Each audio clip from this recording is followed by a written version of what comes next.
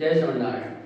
हरिहर ज्योतिर्विज्ञान विज्ञान संस्थान के द्वारा संचालित 30 दिवसीय कुंडली विश्लेषण कक्षा में आप सभी लोगों का बहुत बहुत स्वागत है। आज 19वें दिन की कक्षा है और आज से ही एक नया प्रकरण प्रारंभ होने जा रहा है जिसको कहते हैं योगशील। पूरी जन्म कुंडली में सबसे महत्वपूर्ण स्थान योग का होता है, बहुत ज़्यादा महत्वपूर्ण स्थान होता है। इसकी महत्ता का अंदाजा आप इसी बात से लगा लीजिए कि जब कोई आपके पास कुंडली विश्लेषण कराने के लिए आएगा तो उन लोगों का प्रश्न यह जरूर होता है कि हमारी कुंडली में कौन कौन से योग हैं। अब यदि योगशील का पता ही न हो तो आप कैसे जन्म कुंडली में योगों को ढूंढेंगे और उनका विश्लेषण करेंगे। तो इन सभी बातों का परिचय कराने के लिए ही योगशील को इसमें स्थान दिया गया है और इसी योगशील का अध्ययन आज से हम लोग प्रारंभ करने जा रहे हैं। तो चलिए शुरू करते हैं।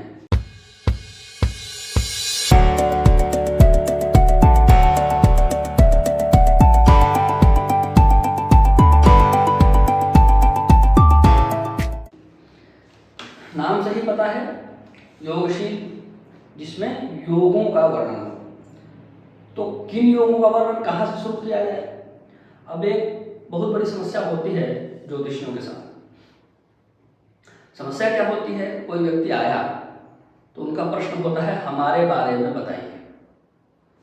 जीवन आपका किसी का मान लीजिए 20 वर्ष भी है, मान लीजिए 12 लिस्ट है, 12 वर्ष है, 20 वर्ष, तो भी 12 वर्ष 20 वर्ष में भी बताने के लिए कितना कुछ है।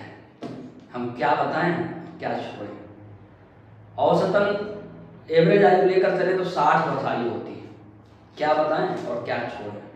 उत्तम पक्ष तो यही है कि सामने वाले व्यक्ति प्रश्न करे और उसी प्रश्न की दिशा में हम, तो समुद्र की तरह है ना, अथाह समुद्र है, किधर जाए। जिस दिशा में प्रश्न हो, जिस विषय से प्रश्न हो, उसी दिशा में निकले और उनका उत्तर ढूंढ करके, तलाश करके, जैसे समुद्र में पेट्रोलियम निकाल लिया जाता है, चारों तरफ पानी ही भरा हुआ है और फिर भी लोग वहां से पेट्रोलियम निकाल लेते हैं। निकालने वाले जो कुशल होते हैं, योग्य होते हैं अपने प्रपंचों के द्वारा। उसी प्रकार से इस बड़े समुद्र में जो उनके काम की चीज है वो निकाल करके उनको सौंप दिया जाए, ये सबसे अच्छा है।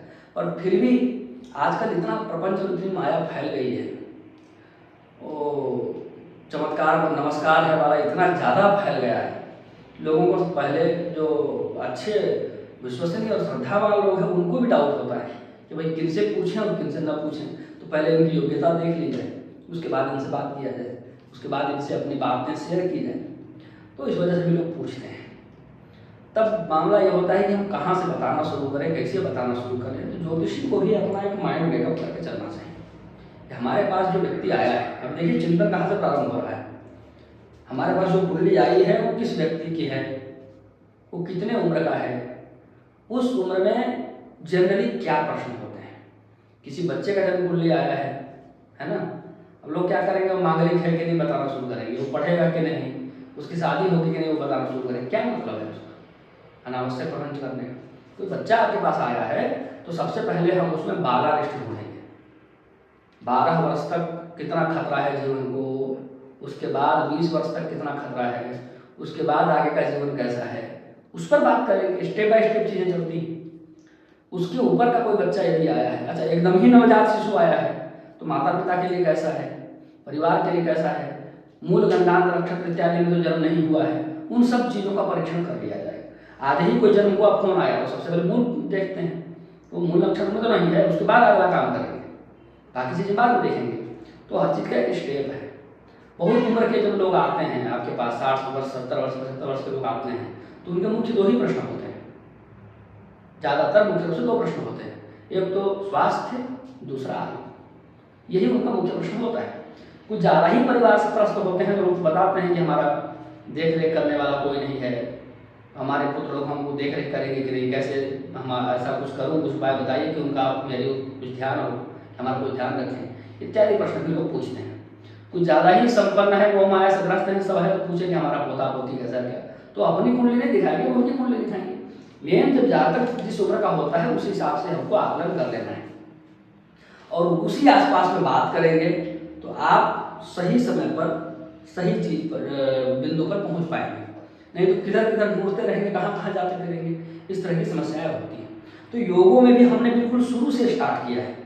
मान लिया कि बच्चे का जन्म हुआ, तो जन्म होते ही क्या देखना चाहिए, बालारिष्ट योग देखना चाहिए। तो सबसे पहले हमने बालारिष्ट योग इसमें संकलित कर दिया है। बाकी योग तो बाद में आएंगे, उनका जरूरत बाद में पड़ेगी। बालारिष्ट से पहले निकल जाओ, उसके बाद बात होगी।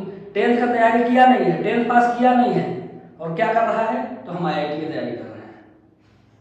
अरे पहले 10वां पास कर लो, उसके बाद 11वीं 12वीं करते करते तैयारी करना, समझ में आएगा। उठा लिए 12वीं क्लास का सिलेबस और पढ़ रहे हैं, क्या है, तो हम इंटरमीडिएट की तैयारी कर रहे हैं। बोर्ड हो गया तुम्हारा, बोर्ड अभी कहाँ हुआ है, पहले बोर्ड करोगे कि पहले सीधे उधर ही तैयारी करना शुरू कर दोगे। ठीक है, तो उस तरह की चीजें देखने को ना मिले, वो अब व्यावहारिक हो जाता है। ठीक है, तो जब जन्म हुआ तो सबसे पहले बालारिष्ट योग की जरूरत पड़ती है, इसलिए वो सबसे पहले वो संकलित है। अब उसको सीधा सीधा देखते हैं। मंत्रेश्वर जी ने जो ग्रंथ लिखा है, ग्रंथ का नाम है फल दीपिका। बहुत अच्छा ग्रंथ है, ज्योतिष का बहुत अच्छा ग्रंथ है। दूसरा वैद्यनाथ जी ने जो ग्रंथ लिखा है ज्योतिष का, उसका नाम है जातक पारिजात, वो भी बहुत अच्छा ग्रंथ है। और वेंकटेशाचार्य जी ने जो ग्रंथ लिखा है ज्योतिष का, उसका नाम है सर्वार्थ चिंतामणि। ऐसे अनेक श्रेष्ठ आचार्यों के मत से 12 वर्ष की आयु तक बालारिष्ट का विचार करना चाहिए। उसके बाद ही कुंडली के राजयोगों तथा जीवन के शुभाशुभ का विचार करना चाहिए, ऐसा हमारे पूर्वाचार्यों का मत है। इसलिए हम भी पूर्ववर्ती आचार्यों के आज्ञा अनुसार बालारिष्ट योगों से ही अपनी योगशील का प्रारंभ कर रहे हैं, क्योंकि सबसे पहले बालारिष्ट देखना है। कुछ महत्वपूर्ण और प्रभावशाली बालारिष्ट योग प्रस्तुत हैं। बालारिष्ट योग तो कई सारे हैं, बहुत सारे हैं, बहुत बड़ा बड़ा प्रकरण ही है बालारिष्ट का। पर उन सब में जो सबसे ज़्यादा महत्वपूर्ण आज के समय में जो सबसे ज़्यादा अनुभूत हुआ, उनको मैंने यहाँ पर संकलित किया। अपने छोटे से जीवन में, छोटे से अभ्यास में कुछ हजार कुंडलियों के अध्ययन के आधार पर जो जो मुझे महत्वपूर्ण लगे वो इसमें संकलित किया है। क्योंकि प्राथमिक कक्षा है, ये आपको प्रवेश करा रही है, ये आपको उसका विद्यार्थी बना रही है, उसका विद्वान नहीं बना रही है। पढ़ने के लिए एक योग्यता चाहिए होता है। कोई भी यूनिवर्सिटी एडमिशन लेता है तो सबसे पहले टेस्ट कराता है कि विद्यार्थी बनने के लायक है कि नहीं। तो वो जो टेस्ट की आप प्रिपरेशन करते हैं वो क्या है, वो विद्यार्थी बनने की योग्यता है। लोग IIT की 1-1 साल, 1.5 साल, 2-2 साल तैयारी करते हैं, उसके बाद एग्जाम देते हैं, वो एग्जाम क्रैक करते हैं, तब उनका एडमिशन होता है। वो क्या है, वो योग्यता है। वो आपको IIT की डिग्री नहीं दे रहा है, वो आपको इंजीनियर नहीं बना रहा है, और उस तैयारी से आप इंजीनियरिंग करने के योग्य हो जाते हैं। तो हम यहाँ पर विद्वान नहीं बना रहे हैं, हम यहाँ पर विद्यार्थी ही बना रहे हैं। हम इस योग्य बना रहे हैं कि आप ज्योतिष शास्त्र की भाषा को समझ सकें, आप ज्योतिष के विद्यार्थी बन सकें, ये हमारी मंशा है। ठीक है, तो उसके लिए जितना चाहिए उतना दिया गया है, उस दृष्टिकोण से ही दिया गया है कि एक विद्यार्थी बनने के लिए कितना न्यूनतम जानकारी आवश्यक है, उसी को संकलित किया गया है। सबसे पहला जो देखिए, लग्नेश यदि 6-8-12 में हो, लग्नेश यदि 6-8-12 में हो, सीधा सीधा बालारिष्ट है। दूसरा देखिए, लग्न व चंद्रमा दोनों पाप ग्रह से युक्त हो, लग्नेश कमजोर हो तथा लग्न या चंद्रमा पर शुभ ग्रहों की दृष्टि ना हो तो बालारिष्ट होता है। बालारिष्ट में 2 ग्रह बड़ा रोल निभाते हैं सबसे ज्यादा, चंद्रमा और गुरु। चंद्रमा खराब है, प्रबल बालारिष्ट होता है, बहुत नुकसान होता है, बचपन में बहुत स्वास्थ्य खराब होता है। गुरु अच्छा है, कितना भी बीमार पड़ेगा बच जाएगा। गुरु बचाता है और चंद्रमा मारता है। ये योगों में देखना है, दशा में नहीं। दशा तो जैसा होगा वैसा फल मिलेगा। ये 2 बातों को योगों में, कुंडली में देखना है। ठीक है, क्षीण चंद्रमा 12वें भाव में हो तथा उस पर राहु की दृष्टि हो तो बालारिष्ट योग होता है। पाप ग्रह से युक्त लग्नेश 7म स्थान में हो, पाप ग्रह से युक्त लग्नेश 7म स्थान में हो तो भी बालारिष्ट योग होता है, क्योंकि दोनों पाप ग्रहों की दृष्टि लग्न पर हो जाती है ना। लग्नेश 8म स्थान में हो और या अष्टमेश लग्न में हो तो भी बालारिष्ट प्रबल बन जाएगा। सिंह राशि का शुक्र 6ठे, 8वें या 12वें स्थान में स्थित हो तथा उस पर पापक ग्रहों की दृष्टि हो तो भी बालारिष्ट योग बनता है। सिंह राशि के नवांश में शनि हो तथा उस पर राहु की दृष्टि हो, साथ ही चंद्रमा 4th में और सूर्य 6ठे भाव में हो, ये सभी बालारिष्ट योग बनाते हैं। जन्म राशि का स्वामी पापक ग्रहों से युक्त होकर 8वें स्थान में हो, जैसे यहाँ पर जन्म की राशि है सिंह, सिंह राशि का स्वामी होता है सूर्य। यहाँ तो 8वें स्थान में नहीं है और पापक ग्रह के साथ भी नहीं है ना। तो यहाँ पर ऐसा अगर हो जाता है कि सूर्य यहाँ होता शनि या मंगल के साथ, बालारिष्ट बन जाता है कि नहीं, प्रबल बालारिष्ट बन जाता। सूर्य चंद्र व शनि तीनों एक स्थान पर हों, छठे 8वें 12वें भाव में, 3 ग्रहों की युति हो जाए, सूर्य की, चंद्रमा की और शनि की। चंद्रमा दोनों पापा ग्रहों से पीड़ित हो गए, सूर्य चंद्रमा शनि, चंद्रमा जो है दोनों पापा ग्रहों से पीड़ित हो गया। सूर्य के साथ बैठा है, इसका मतलब अमावस्या का जन्म है, या चतुर्दशी का जन्म है, या प्रतिपदा का जन्म है, मतलब एकदम ही क्षीण है, बल एकदम ही नहीं है उसके पास। तो ये सब जो है प्रबल 12 इष्ट यहाँ पर बन गया। मतलब 12 इष्ट बनाने में चंद्रमा की भूमिका सबसे ज्यादा होती है। तो सबसे पहले चंद्रमा को पकड़ा जाता है, इसीलिए सबसे पहले नक्षत्र देखते हैं। नक्षत्र मतलब चंद्रमा का नक्षत्र, जन्म नक्षत्र मतलब चंद्रमा का नक्षत्र, इसलिए देखते हैं मूल में बड़ा है। मूल संज्ञक 6 नक्षत्र होते हैं, अश्विनी, रेवती, श्लेषा, मघा और ज्येष्ठा, ये 6 नक्षत्र होते हैं। चंद्रमा और बुध दोनों केंद्र में हो, शनि या मंगल है ना, अस्त मंगल की और उन पर दृष्टि हो, चंद्रमा और बुध दोनों केंद्र में हो और शनि मंगल की दोनों पर दृष्टि हो, तो वह योग भी इसमें नहीं बन रहा है। ये 10 बड़े बालारिष्ट योग हैं। ये बालारिष्ट योग बने तो फिर बहुत ज़्यादा अशुभ प्रभाव होता है, और साथ में कुछ अल्पायु योग भी बने, बचाने वाला कोई ग्रह ना हो तो मृत्यु भी हो जाती है, इस तरह की चीज़ें होती हैं। पर मेरा तो कुछ अलग ही अनुभव रहा है मृत्यु इत्यादि के समय भविष्यवाणी करने के लिए। समाज में कई तरह के विचारधारा वाले लोग रहते हैं, अपनी पिछले कई कक्षाओं में बता चुका हूँ कि हमको सोच करके वो व्यक्ति कितना सहन कर सकता है, उतना ही डोज देना है, ठीक है। बहुत ज़्यादा सत्यवादी बनने से भी मामला बिगड़ जाता है। लोग सामने तो बोल देते हैं कि नहीं नहीं नहीं आप बताइए, उसके बाद बताने के बाद उनको सहन नहीं होता है। तो ये सभी चीज़ें होती हैं, तो हमको पहले ही आकलन कर लेना है। और नवजात शिशुओं के संबंध में साक्षात माता पिता को बताना बहुत कष्टकारी होता है उनके लिए, तो वहाँ पर संकट का संकेत करके ही इति कर लेना ही ज़्यादा अच्छा है, खास करके जो एकदम नए हैं उनके लिए संकट का इति करके ही आगे बढ़ना ठीक है। अन्य कोई व्यक्ति हो, बहुत ज़्यादा ही बात हो, परिवार में कोई अन्य व्यक्ति हो, उसको बता देना चाहिए, वो अपना निर्णय ले, समझे हुए। पिता उस तरह का वैरागी हो जिसको ज़्यादा फर्क न पड़े। अब जब प्यास से कोई इतना फर्क पड़ गया, सूर्य जी भागने लगे तो उनके पीछे पीछे दौड़ने लगे, ऐसे पुकारने लगे कि पेड़ पौधा तक चिल्लाने लगा। तो व्यास जी की जब ऐसी स्थिति है तो सामान्य मनमानव की क्या स्थिति होगी। इसलिए माता पिता के सामने प्रत्यक्ष रूप से कोई बड़ा अहित अपने मुख से निकालने या बोलने से पहले बहुत सोच विचार करके ही बोलना चाहिए। संभवतः नहीं ही बोलिए तो ज़्यादा ठीक है। हमारे साथ एक बहुत बिल्कुल नया नया ही था, मैं बच्चा किसी का जन्म हुआ, हमारे घर से 7-8 किलोमीटर दूर था, तो मैं नया नया ही छात्र था। 2009 से 11 के बीच की घटनाएं हैं सब जो आप लोगों को सुनाता हूँ मैं, नया नया। तो मैं नया ही विद्यार्थी था, आई मेरे बस कुंडली में बालारिष्ट देख रहा था, तो उसमें कुछ बालारिष्ट दिखा तो मैं अपने बस कुंडली रख लिया कि आप छोड़कर जाइए, देखेंगे, आराम से बताएंगे। कई सारा ग्रंथ में सबसे निकाल के सबसे चेक किया, उतना अनुभव नहीं था, मैं तो किताब से निकाल के मिलान करता था, उसको नोट डाउन करता था, ये योग हुआ, ये योग हुआ, ये योग हुआ, ये योग हुआ, और 10 से ज़्यादा योग हो जाता था तो मैं गारंटी दे देता था कि ऐसा ही होगा। कम होता था तो वैसे ही मतलब अपना एक सिस्टम बना कर रखा था उस हिसाब से। कई सारे ग्रंथों से देखा सबसे बालारिष्ट हुआ। उम्र निकालने का प्रयास किया तो 28 दिन के आसपास की उम्र निकली, तो उनको मैं बोल दिया कि प्रबल बालारिष्ट है, कुछ भी कहना। तो कई बार मेरे को फोर्स किया, नहीं नहीं आप खुल के बोलिए, आप खुल के बोलिए। खुल के बोलने लगे बात से मैंने बता दिया कि 28 दिन ही आए हुए, उसके हिसाब से आप लोग सोच विचार कर लीजिए। तो जैसे ही मैं बोला वैसे ही फड़क गए। आप कौन होते हैं निर्णय करने वाले? तुम ही ने पूछ रहे, मैं निर्णय थोड़ी कर रहा हूँ। मैं कौन होता हूँ निर्णय करने वाला? बात तो सही है, तो तुम पूछ तो नहीं रहे हो, मैं निर्णय थोड़ी किया हूँ। मेरे हाथ में किसी को जीवन देना या बचाना तो है नहीं। ज्योतिषी जो है वो जनरेटर नहीं होता है, ज्योतिषी क्रिएटर नहीं होता है, ज्योतिषी मैकेनिक होता है।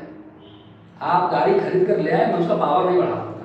उसमें कहीं आवाज़ आ रही है, झंझना आ रहा है, पंचर है, कुछ गड़बड़ है तो बताइए, हम उसको रिपेयर कर सकते हैं। हम उसको जहाँ तक हो सके आपका काम चलने पर बना सकते हैं। हम नई गाड़ी बनाने वाली कंपनी नहीं है। हम उस गाड़ी को 100 सीसी का इंजन है उसको 500 सीसी नहीं कर सकते। जो काम मैकेनिक करता है वैसे ही हम मैकेनिक हैं। हम आपके लाइफ के मैकेनिज्म को जानते हैं ज्योतिष के माध्यम से।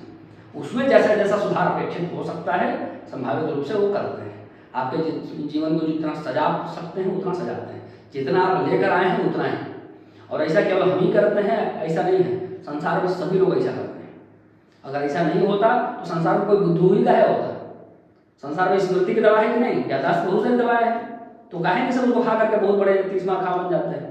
सबका ही नाम, पूरी आबादी का नाम Guinness book of world record में रखवा दीजिए। भगवान ने जिसको उतनी यादाश्त क्षमता दी है, किसी कारण से वो नष्ट हो गया है, तो औषधि देके उसको पुनर्जीवित किया जा सकता है। हनुमान जी की तरह जैसे उनका यादाश्त चला गया, इन्होंने डोज दिया, जामवंत जी ने, तुमको आ गई अपनी शक्ति, याद आ गई। शक्तिहीन को शक्ति नहीं दिया जा सकता है, दिया जा सकता तो फिर हनुमान जी को क्यों याद दिलाता? किसी बालक को पकड़ा के शक्ति गुजर देते, बोलते जाओ सीता जी का पता लगा। किसी में वो बात नहीं थी, भगवान ने पहले ही हनुमान जी को शक्ति, वो तो भगवान का वो अपनी शक्ति लेकर भगवान ही थे हनुमान जी, हैं चिरंजीवी हैं, वो थे ही कैसे, वो तो अभी भी हैं, हमारी आवाज जरूर कहीं सुन रहे हैं। तो हनुमान जी तो चिरंजीवी हैं, शिव जी के साक्षात अवतार, उतनी शक्ति लेकर के आए स्वयं, उनको दूसरा कोई क्या शक्ति देगा? ऋषि के श्राप से भूल गए, उनको याद दिला दिया, चलती वही काम दवा करती है, वही काम दवा करती है। उसी प्रकार से ज्योतिषी का कार्य है, उसी प्रकार से परामर्श वाले का कार्य है। जो भी जितनी भी चीजें हैं, चाहे वह वकालत से संबंधित हो, चाहे वह किसी प्रकार की कंसल्टेंसी से संबंधित हो, चाहे वह मेडिकल साइंस से संबंधित हो, चाहे वह ज्योतिष से संबंधित हो, वहां पर जीवन बदलने जैसा कुछ भी नहीं है। ये सबसे पागलपंथी जो बताते हैं वो उनका अपना कुछ एजेंडा होता है। शास्त्र का ऐसा उद्देश्य नहीं है।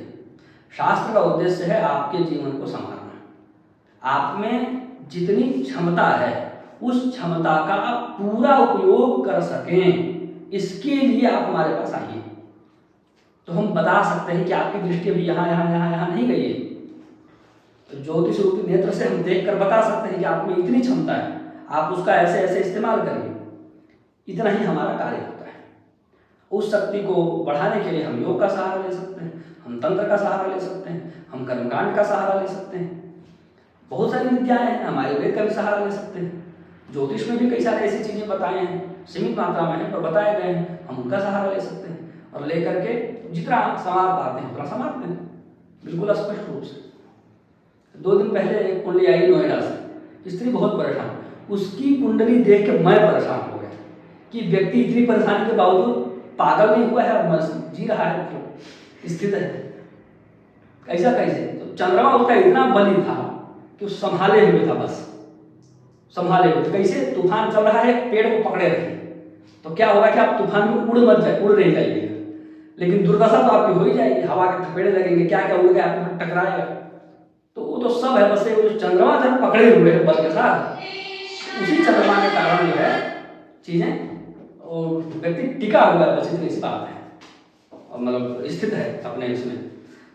तो फिर मैं उनसे बातचीत किया, उन्होंने कहा कि हम बहुत परेशान हैं, पिछले 2-3 सालों से परेशान हैं। मैंने कहा कि आप झूठ बोल रहे हैं कि आप 2-3 सालों से परेशान हैं, मैं आपकी बात को करेक्ट कर देता हूँ। वो पूरा करेक्ट नहीं है, पूरा करेक्ट है कि आप जन्म से ही परेशान हैं। पिछले 2-3 साल से मतलब मैं टाइम भी बता देता हूँ कि जुलाई 2021 से आपकी परेशानी ज़्यादा बढ़ी और अभी 2-3 महीने के बाद वो थोड़ी सी कम हो जाएगी, खत्म कभी नहीं हो। तो हाँ, आप बात तो सही बोल रहे हैं, हम कैसे ऐसे छूटे, हमारी बहुत स्थिति ऐसी छूटने का भी कोई उपाय नहीं। आप बस यही कर सकते हैं कि परेशानी को परेशानी मानना ही बंद कर दीजिए। आप अपने दार्शनिक ज्ञान को इतना बढ़ाइए, अपने मनोबल को इतना बढ़ाइए कि छोटी छोटी चीज़ें आपको फर्क परेशान करना ही बंद कर दें, मतलब उनसे प्रभावित होना बंद कर दीजिए। यही आपके लिए उपाय है।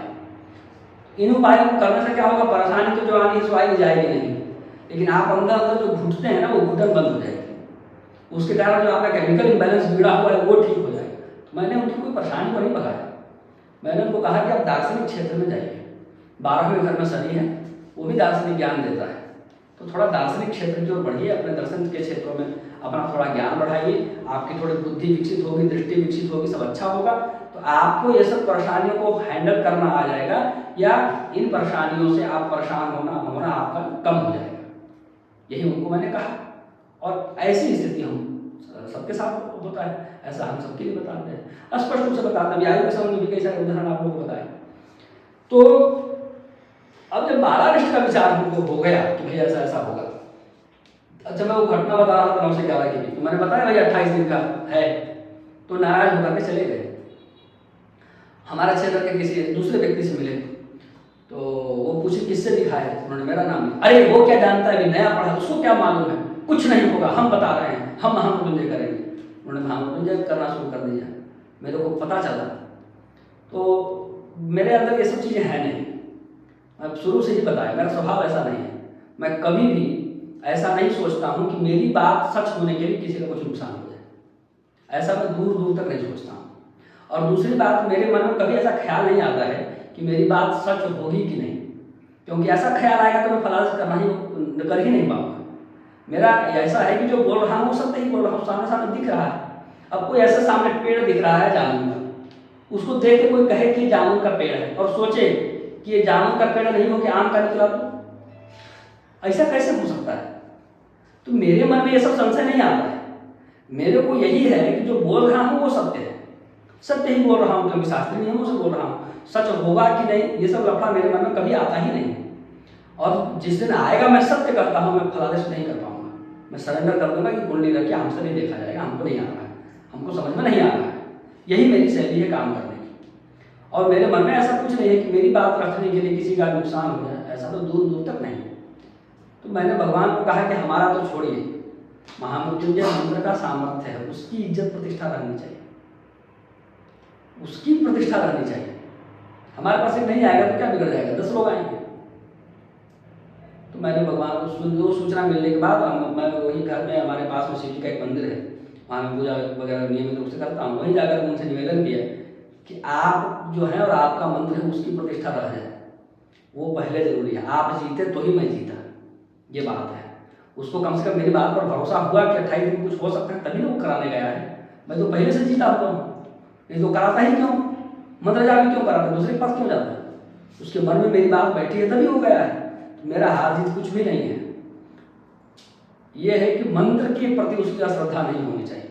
मैं तो आज हूँ कल नहीं रहूँगा, लेकिन जब वो पुत्र बड़ा होगा तो उसको कहेगा कि तुम्हारे लिए ऐसा कराया था, ऐसा नहीं। 10 व्यक्ति को बोलेगा, 10 व्यक्ति के पास मंत्र की शिकायत करेगा। महामृत्युंजय मंत्र तो शाश्वत है, उसकी शिकायत 10 बार करेगा कि कराया कुछ नहीं हुआ, ये अच्छा नहीं होगा। यही बात मैंने भगवान से निवेदन किया। तो मंत्रों की महिमा तो है ही, इसमें कोई प्रश्न ही नहीं है। मंत्रों की महिमा के संबंध में कोई प्रश्न का बात करना ही बेकार है, वो निश्चित ही महिमा है। वो महिमा कहा जाए तो संशय हो जाएगा कि भाई नहीं भी है क्या, इस तरह की चीज़ें हो जाएंगी। तो जो चीज़ें वास्तव होती हैं उसमें लिखने की जरूरत नहीं पड़ती।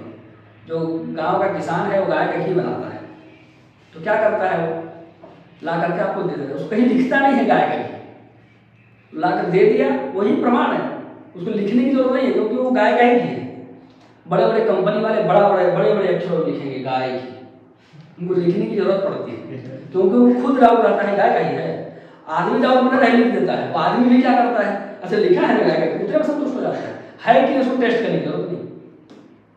वही स्थिति है। मंत्रों की महिमा तो है ही, मैं उस पर चर्चा करूं तो डाउट हो जाएगा, नहीं है तभी तो चर्चा कर रहा है। तो दो वाला बात ही नहीं है, एक ही है सिस्टम, विकल्प ही नहीं है, वहां है बस इतना ही। तो 28 दिन में तो कुछ नहीं हुआ, 29वें दिन रात्रि में उनकी वो बच्चा जो है नहीं रहा। तो फिर भी वो मेरे पास तो नहीं आया, जो उसके लिए जब तब कर रहे थे उनसे ही उसकी मित्रता रही, उनके साथ में ही वैसा रहा। मेरे को बड़ा ये लगा कि भाई भविष्यवाणी मेरी सच हुई, और वो व्यक्ति मेरा फैन नहीं हो गया, उनका फैन कैसे हो गया। तो फिर गुरु जी से पूछा ऐसा ऐसा घटना घटा है, तो बोले कि तुमको माता पिता को ऐसे सामने नहीं बोलना चाहिए, पहला पुत्र है, कितने प्रयासों के बाद हुआ होगा, कितनी कल्पना होगी, सामने इस प्रकार से बोलोगे तो क्या तुम्हारे पास आएगा। उसके मन में हो गया होगा कि ब्राह्मण आदमी बोल दिया इसलिए हो गया। ये बात बाद में सत्य भी निकली। कई लोगों को ऐसा बोल दिया था कि उनके पास नहीं जाना चाहिए, वो भाग देते हैं, बोल देते हैं तो हो जाता है। मेरे बोलने से कुछ नहीं होता है, मैं किसी का हित अहित सोच कर नहीं बोलता हूँ। ज्योतिषी बन करके बैठा तो जो नियम घटा है तो बोल रहा हूँ, सीधा सीधा बात है। तो ये सब बताने का तात्पर्य यही है कि बालारिष्ट तो दिखेंगे ही दिखेंगे। कोई नया बच्चा आया नवजात, तो आपको बालारिष्ट का विचार, मूल विचार करने के बाद सबसे पहले बालारिष्ट का विचार करना है। ये सब बात तो है कि भाई बालारिष्ट का विचार करिए, लेकिन उसमें उस बच्चे के संबंध में कुछ ज़्यादा ही अशुभ दिखे तो आप या तो सांकेतिक रूप से बोलिए या मत बोलिए, या सही अथॉरिटी का चयन करके बोलिए अगर बोलना ही है तो, ये ज़्यादा उपयुक्त रहेगा। और प्रायः यह प्रयास करिए कि माता पिता को कम से कम मत बोलिए। अब आगे हम लोग बात करते हैं कि जब बालारिष्ट योग बनता है तो उस बालारिष्ट योग को भंग करने वाले भी योग बनते हैं, ठीक है। अब फिल्म वगैरह मूवी वगैरह देखे होंगे, गोली मारा, अरे मारे थे 5 गोली मारे थे, वो मर भी नहीं किया। ये नहीं देख रहा है कि बुलेट प्रूफ जैकेट पहन कर बैठा है, गोली मारने से मरेगा। वही है बालारिष्ट भंग योग। बालारिष्ट तो बना, मैंने गोली चली और कुंडली में ही बालारिष्ट भंग योग बन गया है। मतलब बुलेट प्रूफ जैकेट पहन के आया है कर्ण की तरह, कवच कुंडल पहन करके आया है, तो कैसे मरेगा, कैसे उसका नुकसान होगा। तो उन योगों को भी परख लेना चाहिए पहले, उसके बाद बताना चाहिए बालारिष्ट का फल। बालारिष्ट योगों का फल कहने से पहले बालारिष्ट भंग योगों को भी परख लेना चाहिए। आगे बालारिष्ट भंग योग भी दिए हुए हैं कि जो योग हम देख रहे हैं कोई भंग तो नहीं हो गया है, कैसे परखेंगे। तो सबसे पहला नियम है कि कृष्ण पक्ष में दिन में और शुक्ल पक्ष में रात्रि में जन्म हो और चंद्रमा 6ठे या 8वें स्थान में हो तो बालारिष्ट भंग हो जाता है। देखिए अष्टम भाव का चंद्रमा भी बालारिष्ट भंग करता है, 6ठे भाव का चंद्रमा भी बालारिष्ट भंग करता है। कब? कृष्ण पक्ष में दिन में जन्म हो, मैंने उल्टा, कृष्ण पक्ष चल रहा हो और दिन में जन्म हो, शुक्ल पक्ष चल रहा हो रात्रि में जन्म, तब 8वें और 6ठे भाव का चंद्रमा भी बालारिष्ट भंग कर देता है। विरुद्ध नियम है कि नहीं? जन्म राशि का स्वामी अथवा शुभ ग्रह केंद्र स्थान में है। जन्म राशि का स्वामी यहाँ पर जन्म की राशि में चंद्रमा जिस राशि में होता है वही जन्म राशि होती है, तो सूर्य हो गया, 5 लिखा है, 5 मतलब सिंह राशि, सिंह से आदि पति सूर्य केंद्र में हो, जन्म राशि का स्वामी और अथवा शुभ ग्रह केंद्र में हो तो भी बालारिष्ट भंग हो जाता है। यहाँ बालारिष्ट भंग हो रहा है यदि कोई बन रहा होगा तो चंद्रमा इसका स्वामी केंद्र में है, अन्य कोई शुभ ग्रह केंद्र में नहीं। फिर देखिए चंद्रमा का शुभ ग्रह है वो केंद्र में है, यहाँ पर एक ही शुभ ग्रह केंद्र में है चंद्रमा, ठीक है। अब बलवान चंद्रमा सभी बालारिष्ट योगों का नाश करता है, तो परम बलवान सूर्य के सामने बैठा है। उच्च का चंद्रमा केंद्र भाव में स्थित हो तथा शुभ ग्रह उसे देखते हो तो सभी बालारिष्ट भंग हो जाते हैं। चंद्रमा वृष राशि में उच्च का होता है, मान लीजिए चंद्रमा यहाँ होता और कोई शुभ ग्रह इसको देख रहा होता तो कोई बालारिष्ट बने कोई फर्क नहीं पड़ता है, बनने दो, आने दो, जितनी गोलियां आती है। कर्क मेष या वृष राशि का राहु लग्न में हो तो परम रक्षक होता, बचपन में तो नहीं मरने देता, बाहर रोग मरने नहीं देगा, खुद भले कुछ भी करता है। कर्क राशि में, मेष राशि में या वृष राशि में राहु अगर लग्न में होता है रोग बहुत होगा, छोटे छोटे चेचक निकल जाएंगे, फुंसी हो जाएगी, सब गर्म हो जाएगा, व्यक्ति मरेगा नहीं। काहे? राहु खुद लाठी लेके खड़ा है, दूसरे को मारने नहीं दूंगा मैं, जो मारना है वही मारूंगा और मरने भी नहीं दूंगा, ये राहु का सिस्टम है, ठीक है। तो खुद ही नुकसान पहुंचाता रहेगा, इतना ही पहुंचाएगा जितना आप झेल सके, आप मरे नहीं बस। और खास करके उसकी दशा आ गई तो, उसकी दशा नहीं आई तो कुछ करेगा भी नहीं। लग्न में बैठा है तो मारिए, मैंने नुकसान ही पहुंचाता रहेगा, ऐसा नहीं। उसकी दशा यदि आएगी उस समय मारेगा, बाकी समय वो दूसरों को बोला नहीं, दूसरों को नहीं मारने दूंगा, मैं लग बैठा हूँ मैं ही मारूंगा। कब मारूंगा? तुम्हारा टाइम ही नहीं आ रहा है, दशा ही नहीं आ रही, तो बस केवल बचाओ बस, ठीक है। फिर आगे बात करते हैं, लग्न पर चंद्रमा पर शुभ ग्रहों की दृष्टि हो। लग्न पर देखिए गुरु की दृष्टि है ना, लग्न या चंद्रमा पर शुभ ग्रहों की दृष्टि हो। मंगल शनि या राहु 3, 6, 11 भाव में, ये भी बालारिष्ट का नाश करते हैं। पापा ग्रह मंगल शनि राहु है ना, शनि है यहाँ 3, 6, 11 में त्रिशराय है। बृहस्पति केंद्र में हो अथवा अपनी उच्च राशि, अपनी राशि में या उच्च राशि में हो तो भी बहुत सारे दोषों का नाश करता है। देखिए बृहस्पति केंद्र में तो नहीं है, त्रिकोण में है, उच्च राशि में, केंद्र में होता तो भी बालारिष्ट का नाश करता है। एक बहुत प्रसिद्ध श्लोक है, किम कुर्वन्ति ग्रहा सर्वे यस्य केंद्रे बृहस्पति। ये बालारिष्ट के लिए कहा है, सब चीज के लिए नहीं कहा है। यदि बालारिष्ट योग बन रहा हो तो अन्य ग्रह कुछ नहीं कर पाएंगे यदि बृहस्पति केंद्र में बैठा है।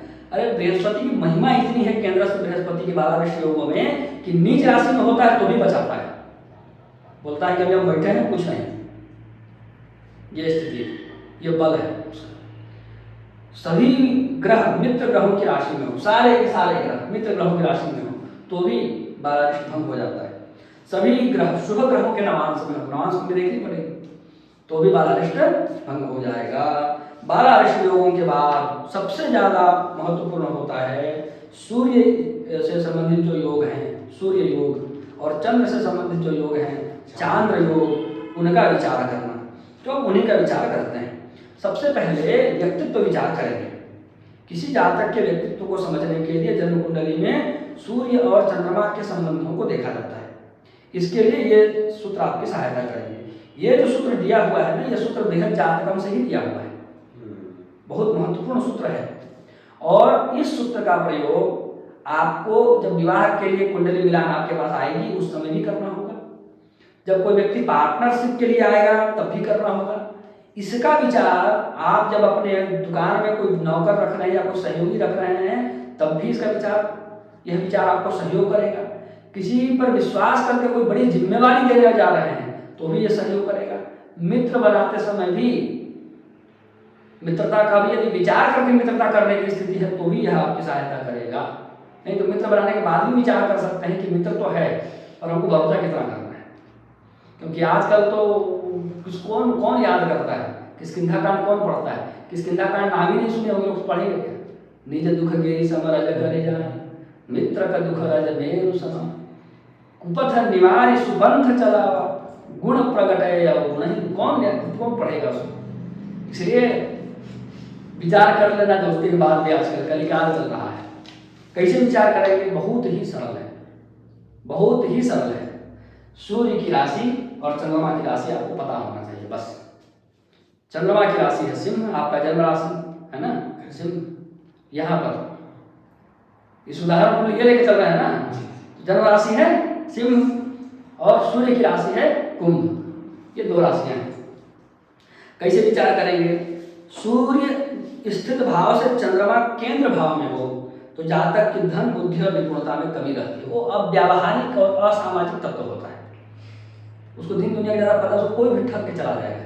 ठग के जाने के बाद उसको पता नहीं चलेगा कि ठग के गया है, उसको कोई आके बताएगा अरे तुमको ठग दिया है, वो व्यक्ति बैठे हो ऐसे तो कहेगा ओ अच्छा ठग दिया है, ये तो बड़ा गड़बड़ होगा, ऐसा नहीं करना चाहिए था। ऐसा है, कुछ तो ऐसे भोंदू होते हैं, मेरे आंखों देखी घटना है।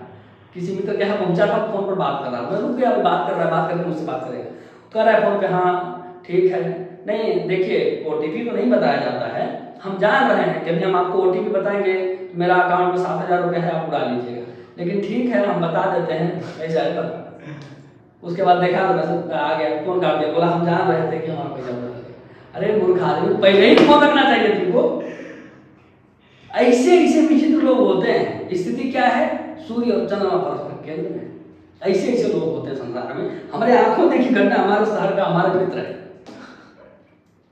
ये स्थिति। ठीक है, तो गिनती कैसे करेंगे, सूर्य है सिंह राशि में, चंद्रमा है सिंह राशि में, सूर्य कुंभ राशि में, गिनती करेंगे। केंद्र में है, पणफर में है या आपोखिल में है।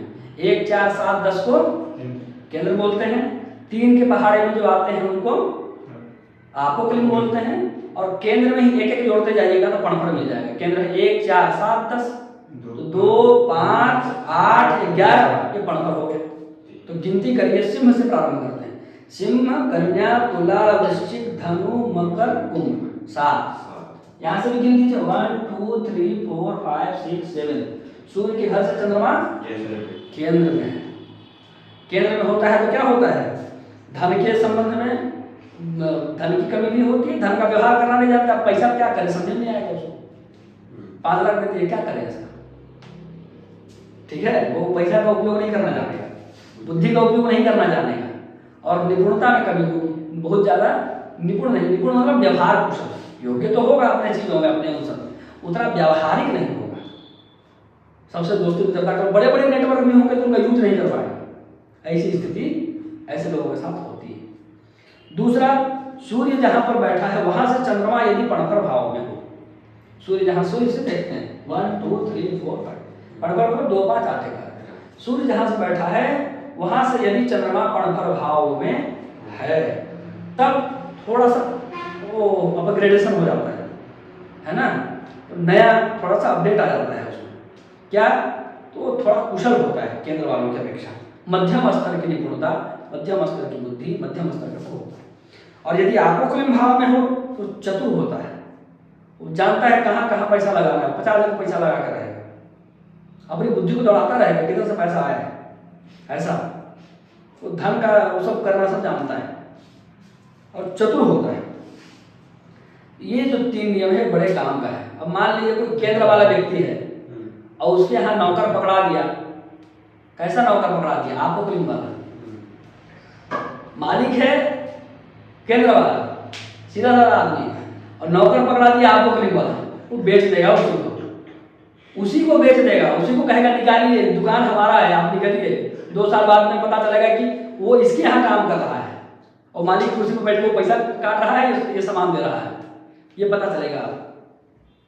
ऐसी स्थिति है बिना देखे ताके करने पर। संसार में ऐसे लोग हैं, मालिक की कुर्सी पर वही बैठा रहेगा। ऐसा ऐसा भी हुआ है घटना संसार में। तो ऐसे लोगों से दोस्ती नहीं ही करनी है, ऐसा नहीं है, सोच समझ के करनी है। यदि गुरु और शनि ये लोग दोनों अच्छे हैं, लगने से ज़्यादा बुरा नहीं है, तो आप रख सकते हैं उसको अपने पास। और ये ध्यान में रख के रख सकते हैं कि वो थोड़ा चतुर है, हमेशा ध्यान में रख के रख सकते हैं। आप उसकी एक्टिविटी पर गौर करते हुए करके रख सकते हैं, कोई आपत्ति नहीं है। क्योंकि आप ग्राहकों से डील नहीं कर पाएंगे। आप दिन भर बैठे रहिएगा ना तो 500 का सामान भी नहीं बेच पाइए। वो बैठे रहेगा तो 5000 का बेचेगा आपके सामने, आपको पता ही नहीं कौन चीज़ कैसे बेच रहा है, मालूम ही नहीं चलेगा। एक व्यक्ति था तो आया, मतलब 3 साढ़े 3 हज़ार का सामान खरीद करके गया, तो कहा कि अरे वो आदमी तो 3 साढ़े 3 हज़ार का सामान खरीद लिया, वो क्या मतलब लेने के लिए आया था, वो क्या करने के लिए आया था? तो कुछ नहीं सर, वो तो क्या करने के लिए आएगा, वो तो ऐसे ही आया था, कुछ उसमें ख़राब हो गया था नट, तो नट लेने आया था 5 रुपये का। तुम इतना सामान कैसे बेच दिया उसको? मैं उससे बात करने लगा, तो बोला कि हमारा बहुत सर में दर्द हो रहा है, पंखा खराब है, नट लगा दूंगा, चलेगा, थोड़ा शांति मिलेगी। तो कहा कि मैं उसको समझाया, तुमको सर में दर्द हो रहा है, तुम परेशान हो, तुम पंखा बना रहे, ऐसे नहीं होता है। तुम नदी में जाओ, नदी में जाकर के मछली मारो, ठंडी ठंडी हवा आएगी, तुम्हारा मन लगेगा, शाम में बढ़िया 1 नंबर भोजन करो, तब तुम्हारा जो है संकट टेंशन सब दूर होगा। तो उसको जाल में बेच दिया, उसको मछली मारने वाला फांसा बेच दिया, और वहाँ पर वो बैठेगा साथ में, तो उसको कुछ गाना बजाना जो वो भी रखा था, मैं उसको वो भी बेच दिया, उसको 3,500 का बिल पकड़ा दिया। वो तो 5 रुपये का नट लेने आया था। मालिक का गजब आदमी, कहता ना गजब टोपीबाज आदमी, वही बना दिया टोपी उसको। ये आप बकरी वाला लक्षण है उसको। केंद्र वाला मालिक होगा तो बैठे रहेगा, ठीक है आ रहा है बेचारा, ठीक है लेके जाओ। वो आएगा 50 रुपये खरीदने, उसको तुमको 50 की क्या जरूरत है, 5 रुपये में काम हो जाएगा, इसको लेकर के जाओ। वो चप्पल खरीदने आएगा, देखिएगा थोड़ा सा टूटा हुआ है, फेविक्विक से साट के देखेगा, सब चिपका देगा, बोलेगा जाओ नया चप्पल नहीं किया जरूरत। ऐसी स्थिति, तो ऐसी स्थिति में नौकर उसको वैसा ही रखना चाहिए, पर सोच विचार करके कि दोनों की नौतारा अच्छी हो, दोनों का जो शुक्र वगैरह बृहस्पति और लग्नेश और शनि ये तीनों अच्छा हो तब रखना चाहिए। और ऐसा व्यक्ति आगे कहीं व्यापार नहीं चल रहा है, क्या उपाय, कुछ उपाय बताइए, तो मैं यही कहूँगा उपाय को छोड़ो, बाद में बताएंगे। पहले तो एक अच्छा कर्मचारी रखो अपने दुकान में, तुमसे ये सब होगा नहीं। जो काम होगा नहीं सो करने बैठ गया है, उपाय पूछने आया है, हम क्या उसको उपाय बताएंगे? ठीक है, तो ये सब स्थितियाँ ज्योतिषियों को इतना सब कुछ सोचना पड़ता है। जो आया है क्या सोच करके क्या करके आया है, इतना कुछ सोचना पड़ता है, इतनी गहराई से चिंतन करना पड़ता है। तो ये 3 नियम जो है बहुत काम का है, जो कि मैंने आपको स्पष्ट रूप से बता दिया। इनका प्रयोग करिए, बहुत सुख देगा, बहुत आनंद देगा। ये जिनकी कुंडली है, ये व्यक्ति कहेगा मैं व्यापार करना चाहता हूँ, तो बहुत सोच समझ के सलाह देना पड़ेगा, क्योंकि बुध हो गया, सूर्य चंद्रमा से हो गया, तो कैसे व्यक्ति व्यापार चला पाएगा? उनकी तरह चलाएगा। तो एक थे ना संत, मिर्च लाए कि मिर्च बेचेंगे, चावल पहले लाए कि चावल बेचेंगे, तो लोग आकर पूछे, बोलने लगे कि अरे हम भूखे हैं, हमारे बच्चे रो रहे हैं, तो ले जा, तो पैसा नहीं बाद में देना। वो सब चावल खत्म हो गया, पैसा 1 भी रुपया नहीं मिला, चावल सारा बिक गए। घर पहुंचे, पत्नी पूछी बिक्री का सारा चावल तो सारा बिक गया, पैसा तो सब लोग रो रहे थे, दे दिया। अब एक व्यक्ति को फोकट में मिल गया, 5 आदमी को बता रही फोकट में दे रहा है, बाद में देना है, बाद में कौन देता है? फिर दूसरा व्यापार किया, दूसरा भी वही सिस्टम, तीसरा किया, तीसरा भी वही सिस्टम। पत्नी समझ गई कि जी पैसा डुबाएगा, कुछ नहीं करेगा। तो भक्त थे भगवान के, कहीं मैं कथा ही पढ़ा हूँ, भगवान की किसी विरले भक्त की कहानी है, तो वही स्थिति, ऐसी स्थिति उनकी कुंडली में रही होगी। इसको कुछ व्यापार करने के लिए पकड़ा देंगे, कोई आया हो जाएगा, यहाँ लेके जाओ, चिंता की बात नहीं, तो ठप हो जाएगा, वहाँ पर चलने वाला नहीं है। जब अब व्यापार का कोई पूछेगा कि हम व्यापार कर पाएंगे कि नहीं, तो भी आपको ये नियम वहाँ पर सहयोग करेगा। मल्टी यूज है व्यक्ति को समझने के लिए, व्यक्ति के व्यक्तित्व को समझने के लिए, कि कैसा उसका व्यक्तित्व है। सूर्य और चंद्रमा का परस्पर डिस्टेंस कैसा है, आत्मबल और मनोबल में परस्पर तालमेल कैसा है। सूर्य आत्मबल है और चंद्रमा मनोबल है, दोनों में परस्पर तालमेल कैसा है। ठीक है, तो लेकिन इतना अवश्य है कि ये लोग भक्ति मार्ग में बढ़े तो बहुत बढ़ सकते हैं, क्योंकि मन में उतना छल कपट नहीं होता है ना। दूसरों को आना बड़ा मुश्किल होता है, वो लोग नहीं आ पाएंगे इतने आसानी से आपको करीब वाले और पढ़ा वाले। वो बैठेगा दीपक जलाने के लिए तो इतना सब तेल डालेगा, बोलेगा थोड़ा सा ज़्यादा डालूंगा तो फिर ये तो 3 दिन में खत्म हो जाएगा। वो उस तरीके से नहीं आ सकते जिस तरीके से ये लोग आ सकते हैं। इनका हृदय थोड़ा निर्मल होता है। ऐसे लोगों को पार्टनरशिप के लिए आया कोई मिल जाए, उसके साथ कहेगा तुमको चूज लेगा, तुम निकलो इधर से, मत करो, ये नमक रोटी खाओ, ज़्यादा धन के चक्कर में मत पड़ो, यही कहना पड़ेगा। अब बात करते हैं आगे। यदि दिन में जन्म हो और चंद्रमा गुरु से दृष्ट हो तथा अपने या अपने अधिमित्र के नवांश में हो तो जातक धनी और सुखी होता है। सरल ही नियम है। यदि रात्रि का जन्म हो, दिन का तो बता दिया, रात्रि का होगा तब, लोग कमेंट में पूछते हैं उसके पहले ही बता देता हूँ। यदि रात्रि का जन्म हो और यही वाला योग बने, मतलब चंद्रमा गुरु से दृष्ट हो, तब यदि नहीं, चंद्रमा गुरु में दृष्ट नहीं, ये नियम बने अधिमित्र के नवांश में हो। यदि दिन में जन्म हो चंद्रमा गुरु से दृष्ट हो तथा अपने या अपने अधिमित्र के नवांश में, ये बात तो हो पर चंद्रमा गुरु से दृष्ट ना हो। रात्रि का जन्म हो चंद्रमा गुरु से दृष्ट ना हो, बाकी नियम बन सकता है ना, अधिमित्र का नवांश में हो सकता है, तो व्यक्ति क्या होता है, निर्धन हो जाता है। ठीक है। यदि रात्रि का जन्म हो और चंद्रमा अपने अधिमित्र के नवांश में होकर शुक्र से देखा जाता हो, तब मनुष्य धनवान होता है। कैसा धनवान? ऐसा धनवान कि उसका वैभव राजा के समान होता है। यदि दिन में जन्म हो और पूर्वोक्त योग बने लेकिन चंद्रमा पर शुक्र की दृष्टि न हो तो जातक निर्धन होता है। तो ये दोनों, गुरु की दृष्टि और शुक्र की दृष्टि, ये दोनों ही जो है काम करने वाले हैं। दिन में जन्म हो तो गुरु की दृष्टि काम करती है, रात्रि में जन्म हो तो शुक्र की दृष्टि काम करती है। ठीक है जी। अब ये तो हो गया सूर्य और चंद्रमा दोनों का योग, इसको कहते हैं सूर्य चंद्र योग। ये जो हम लोग पढ़े वो है सूर्य चंद्र योग, इसमें दोनों की जरूरत है। फिर सूर्य योग अलग है, चंद्र योग अलग है। ठीक है, ये सूर्य चंद्र योग है दोनों का एक साथ वाला। सूर्य का अलग से योग है, उसमें 3 योग आते हैं, उसको उनका नाम है वासी वेशी। दिख रहा है इधर जी, वासी वेशी और उभयचरी। ये 3 योग आते हैं जो केवल सूर्य से देखा जाता है। सूर्य जहां बैठा है उससे 12वें घर में अगर कोई ग्रह हो, सूर्य जहां बैठा है उससे 12वें घर में, यानी यहाँ कोई ग्रह हो तो वाशी योग बनेगा। आगे कोई हो तो वेशी योग बनेगा, दोनों ओर हो तो उभयचरी योग बनेगा।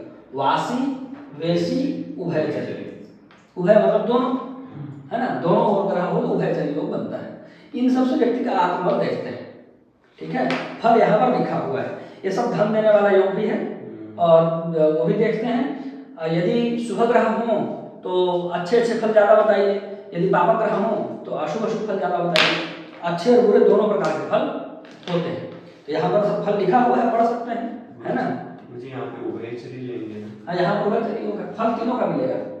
शनि अपना उसका फल भी देगा, वाशी योग का, शुक्र वेशी योग का भी फल देगा, और शनि और शुक्र दोनों मिलकर के उभयचरी का फल भी देंगे। तो तीनों ही योग हम बताएंगे और तीनों का फल भी प्राप्त होगा। केवल एक बनेगा तो एक का फल मिलेगा, 2 बनेगा तो 2 का फल मिलेगा, 3 बनेंगे तो 3 का फल मिलेगा। ठीक है, और फल अच्छे और बुरे दोनों प्रकार से होते हैं। शुभ ग्रह है तो शुभ फल ज्यादा होता है, अशुभ ग्रह है पीछे आगे जो भी तो अशुभ फल ज्यादा होते हैं। दोनों मिश्रित है, दोनों फल मिला जुला करके मिलता है। जैसा यहाँ पर शुभ और पाप दोनों है तो मिला हुआ फल, मिश्रित फल मिलेगा, अच्छे बुरे दोनों फल मिलेंगे। फल यहाँ से पढ़ लीजिएगा। अब चंद्रमा के संबंध में देखते हैं। चंद्रमा के संबंध में कई सारा योग है ना, इसको मिटा देता हूँ। ये तो सूर्य का योग हो गया जी। फल यहाँ से पढ़ लीजिएगा, बहुत सरल है, उसको लिखा हुआ है। अनफा सुनफा दुरुधरा केमद्रुम और कल्पद्रुम, ये योग है। अनफा सुनफा दुर्धरा केमद्रुम और कल्पद्रुम, ये सारे योग बनते हैं। ठीक है, तो सबसे पहले तो इसको देख लीजिए। अनफा योग से शुरू करते हैं, पीछे से शुरू करते हैं, इधर से। ठीक है, इन योगों में सूर्य चंद्रमा को नहीं लिया जाता है। सूर्य और चंद्रमा के योगों में सूर्य चंद्रमा को नहीं लिया जाता है। सूर्य के योग में चंद्रमा को नहीं लेंगे, चंद्रमा के योग में सूर्य को नहीं लेंगे। चंद्रमा बैठा है, सूर्य को नहीं लेंगे। सूर्य के अलावा कोई ग्रह यहाँ पर बैठा होगा अनफा योग, इधर बैठा होगा सुनफा योग, दोनों तरफ बैठा होगा तो दुरुधरा योग, और दोनों में कहीं नहीं होगा तो केमद्रुम योग, दोनों खाली। जैसे यहाँ पर दोनों खाली नहीं है, मंगल के लिए मान लीजिए यहाँ चंद्रमा होता तो दोनों खाली था, केमद्रुम योग बन जाता है ना। यहाँ पर केमद्रुम योग नहीं बनता, दोनों यहाँ गुरु और ये दोनों नहीं होते तो केमद्रुम योग बनता। यहाँ पर कौन सा योग बन रहा है? अनफा। चंद्रमा के पीछे कोई ग्रह हो तो अनफा योग, आगे कोई ग्रह हो तो सुनफा योग, दोनों और ग्रह हो तो दुरुधरा योग, दोनों में से कहीं कोई ग्रह ना हो तो केमद्रुम योग। और केमद्रुम योग बने पर भंग हो जाए, है ना। हाँ, केमद्रुम योग बने और भंग हो जाए, भंग होने के लिए वही है केंद्र स्थान में शुभ ग्रह का बैठना, उसको लिया है। केमद्रुम भंग कई सारे योग हैं, लेकिन एक ही लिया गया है कि केंद्र स्थान में शुभ ग्रह हो, तब कल्पद्रुम योग बन जाता है। तो ये 5 योग चंद्रमा के माध्यम से बनते हैं, अनफा सुनफा दुरुधरा केमद्रुम कल्पद्रुम। तो इसमें अनफा योग बन रहा है, बाकी का विचार कल्पद्रुम का विचार अपेक्षित ही नहीं, ठीक है। इनका जो भी फल है वो यहाँ पर लिखा हुआ है, उस फल को देख लीजिए। केमद्रुम योग का फल बड़ा खराब होता है, केमद्रुम योग का फल बड़ा खराब है। केमद्रुम योग बन जाए तो व्यक्ति को बहुत दरिद्र जीवन बिताना पड़ता है। केमद्रुम योग केवल चंद्रमा से ही बनता है ऐसा नहीं, चंद्रमा से बनता है और भी केमद्रुम के कई सारे हैं। केमद्रुम दरिद्र योग के नाम से विख्यात है, उसके पास पैसा नहीं टिकेगा, तो ज़्यादा पैसा कमा नहीं पाएगा यदि कोई बढ़िया धन योग नहीं बना। तो कोई बढ़िया धन योग बना नहीं और केमद्रुम बना हुआ है, उसको बहुत निम्न स्तर की उसकी जो है आर्थिक स्थिति रहेगी, बहुत निम्न रहेगी। अब उस लाइन में आएगा, क्या लाइन, क्रीमी लेयर बोला जाता है ना उसको, उसमें आएगा। ऐसी स्थिति उसकी आर्थिक होगी, वो बाप दादा उसके बहुत संपदा छोड़ के गए हैं तो भी उन सबको बेच देगा और गरीब हो जाएगा। ऐसी स्थिति इसके साथ देखने को मिलेगी। लेकिन कल्पद्रुम योग बन गया है तो केमद्रुम भंग हो जाता है। केमद्रुम भंग के भी कई सारे योग हैं, ठीक है। तो ये सब बातें यहाँ इस सब पर लिखी हुई हैं। और केमद्रुम योगों में कई सारे जो है वो हैं भेद हैं, उसके नियम लिखे हुए हैं कि विद्वानों में इसके कई भेद बताए गए हैं। केमद्रुम योग के चंद्रमा वाली बात तो मैंने बताई थी, लग्न या सप्तम में चंद्रमा हो और उसे गुरु न देखे तो भी केमद्रुम योग बन जाता है। सभी ग्रह निर्बल हो तो भी केमद्रुम योग बनता है। शुक्र तथा शनि दोनों नीच राशि में, शत्रु राशि में या पापक ग्रहों की राशि में हों, अथवा ये लोग युति कर जाएं तो भी, या देखते हों परस्पर एक दूसरे को तो भी क्या बन जाता है? केमद्रुम योग बन जाता है। चंद्रमा पापक ग्रह के साथ हो और पापक ग्रह की राशि या नवांश में हो तो भी केमद्रुम योग बनता है। रात में जन्म हो तथा कमजोर चंद्रमा पर दशमेश की दृष्टि हो, अथवा रात में जन्म हो तथा क्षीण चंद्रमा पर नीच राशि में बैठे हुए ग्रह की दृष्टि हो, तो ये सब केमद्रुम योग बनाते हैं। इन योगों में जन्म लेने वाला जातक यदि राजा के कुल में भी उत्पन्न हुआ होगा तो भी दरिद्र हो जाता है, ठीक है। सभी चंद्र योगों में केमद्रुम योग का विशेष विचार करना चाहिए, क्योंकि केमद्रुम योग सभी शुभ योगों व राजयोगों को भी निष्फल कर देता है, इसीलिए इतना विख्यात है, इसीलिए इतना विख्यात है। और जब से मैं ज्योतिष जगत में आया हूँ तब से, मतलब अब मेरा अपना ऑब्जर्वेशन है कि जो डिजाइनर एस्ट्रोलॉजर थे पहले केमद्रुम के नाम से कराते थे, सबसे पहले वहाँ से मेरे संज्ञान में जब से दुनिया को मैं देख रहा हूँ तब से। केमद्रुम योग के बाद मांगलिक योग मेरे को सुनने को मिला, मांगलिक योग के बाद काल सर्प सुनने को मिला, फिर पितृदोष अभी ट्रेंडिंग पर है, वो चल रहा है। इस प्रकार से कालांतर में लोग अलग अलग योग ढूंढ करके लाते हैं और वो फिर ट्रेंडिंग पर आता है, वो जो भी कुंडली आएगी वही योग बताएंगे, ऐसा हम लोगों का सिस्टम है। अब केमद्रुम योग बने उसके बाद वो भंग भी हो जाता है, कल्पद्रुम से भी भंग होता है और भी योगों से भंग होता है। केमद्रुम योग भंग योग जो है वो राजयोग की श्रेणी में आता है, इसीलिए केमद्रुम का विशेष विचार करना चाहिए, केमद्रुम का भी उसके भंग का भी। केमद्रुम तो बाकी राजयोगों को फेल कर देगा और केमद्रुम भंग अगर बन गया तो केमद्रुम को फेल कर देता है, ठीक है। तो केमद्रुम भंग योग राजयोग की श्रेणी में आता है। यदि जन्म कुंडली में केमद्रुम योग बने और इसके साथ साथ निम्नलिखित केमद्रुम भंग योग भी बनते हों तो केमद्रुम योग अपना अशुभ फल नहीं दिखा पाता। साथ ही केमद्रुम भंग योग के प्रभाव से जातक समृद्ध जीवन व्यतीत करता है। ऐसी केमद्रुम भंग योग की महिमा है। और केमद्रुम योग बना है और साथ में भंग योग भी बन गया तो केमद्रुम की कोई चलती नहीं चलेगी। कैसे बनता है? कुछ इसमें 7 महत्वपूर्ण सूत्र दिए हुए हैं। यदि कल्पद्रुम योग बन जाए केमद्रुम के साथ साथ, केमद्रुम बना है, केंद्र में कोई बढ़िया बलवान शुक्र बैठा हो, कल्पद्रुम बन जाएगा। कल्पद्रुम बना तो केमद्रुम भंग कैंसिल, ठीक है, बोलो पेंसिल, केमद्रुम कैंसिल, ठीक है। केंद्रगत चंद्रमा गुरु से दृष्ट हो, केंद्र में चंद्रमा बैठा हो उसको गुरु देखता हो, केमद्रुम भंग हो जाएगा। चंद्रमा शुभ ग्रहों से, केंद्र में शुक्र हो तो भी केमद्रुम भंग हो जाता है। चंद्रमा शुभ ग्रहों के साथ हो या गुरु के द्वारा देखा जाता हो केमद्रुम भंग हो जाता है। चंद्रमा के साथ कोई भी ग्रह, सूर्य को छोड़कर, सूर्य तो उसको गड़बड़ी कर देता है, उसको बल को नष्ट कर देता है, सूर्य को छोड़कर कोई भी ग्रह चंद्रमा के साथ हो तो भी अपेक्षाकृत केमद्रुम योग का फल बहुत कम मिलता है। पूर्ण चंद्रमा लग्न में हो, शुभ ग्रह के साथ बैठा हो तो भी केमद्रुम भंग हो जाता है।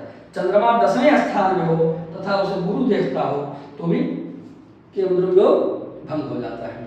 तो इस प्रकार से, तो इसमें गजकेसरी भी आ गया है, इसमें भंग में गजकेसरी योग भी आ गया, आगे आएगा गजकेसरी योग क्या होता है। तो इस प्रकार से आज 19वीं दिन की कक्षा पूर्ण हुई और 19वें दिन में हम लोगों ने सूर्य से संबंधित योगों को पढ़ा, चंद्रमा से संबंधित योगों को पढ़ा और सूर्य चंद्रमा दोनों को मिलाकर के संयुक्त रूप से जो योग है सूर्य चंद्र योग, उनके संबंध में पढ़ा, 12 अरिष्ट योगों को जाना और इन सभी योगों का विचार कुंडली में प्राथमिक तौर पर किया जाता है। मतलब जीवन के पहले ही पड़ाव से पूरे फल आपको देखते हुए मिलने लग जाएंगे, इसलिए इन सभी को सबसे पहले विचारा जाता है, क्योंकि केमद्रुम योग बनने पर स्वास्थ्य भी प्रतिकूल रहता है। चंद्रमा की दशा आ गई तो बच्चा पढ़ाई लिखाई कैसे करेगा, उसको संसाधन का अभाव बहुत ज़्यादा होगा। तो इस वजह से जैसे ही कुंडली आती है, नए बच्चे का जन्म हुआ तो उसकी कुंडली में ये सब योग भी देखे जाते हैं, इसलिए इन सभी योगों को सबसे पहले रखा है। और आगे अब हम लोग ग्रहों का युति वाला जो योग बनता है उसको पढ़ेंगे, 2 ग्रहों की युति। जैसे यहाँ सूर्य और बुध एक साथ हैं, 2 ग्रह एक साथ हैं, इसको द्विग्रह योग कहेंगे। 3 ग्रह एक साथ आ जाए तो उसको त्रिग्रह योग कहेंगे। 4 ग्रह आ जाए तो उसको चतुर्ग्रह योग कहेंगे। 5 ग्रह आ जाए तो उसको पंचग्रह योग कहेंगे। 6 ग्रह आ जाए तो उसको षडग्रह योग कहेंगे और 7 ग्रह एक साथ आ जाए तो उसको सप्तग्रह योग कहेंगे, सप्तग्रही योग कहते हैं। इन सब के फल हम लोग कल पढ़ेंगे। उसके बाद अगली कक्षा में हम लोग राजयोग के बारे में पढ़ेंगे 21वें दिन की कक्षा में। मुझे लग रहा है कि यह कक्षा आप लोगों को समझ में निश्चित रूप से आ रहा है और इस कक्षा से आप लोग बहुत कुछ सीख रहे हैं। तो जुड़े रहिए हमारे साथ और यथासंभव इस ज्ञान के प्रचार प्रसार में अपनी भूमिका निभाते रहिए। मिलते हैं अगली कक्षा में। जय श्री नारायण।